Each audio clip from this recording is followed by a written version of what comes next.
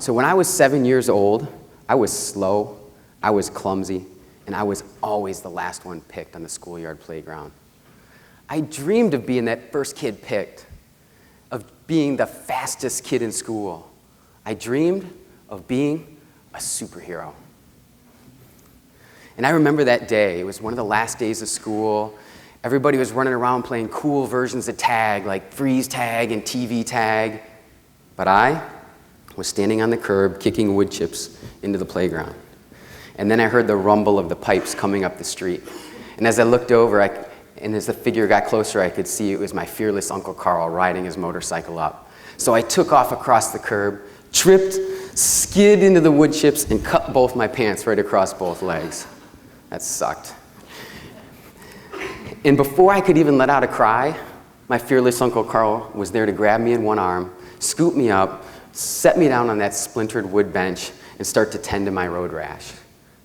Now, I didn't get to see this guy too often, but I loved the heck out of him. So I squeezed him as hard as I could.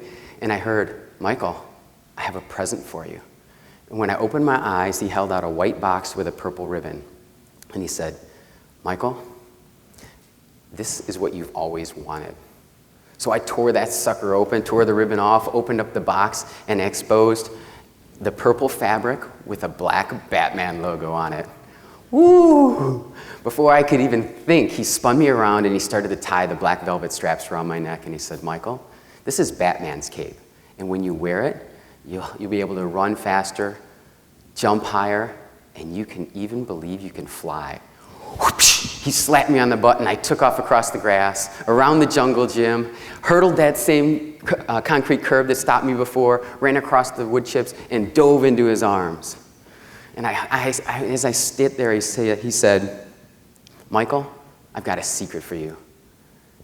This doesn't give you just the powers of Batman, but it gives you the power of all your favorite superheroes." I was hooked. I was like, superhero powers for life.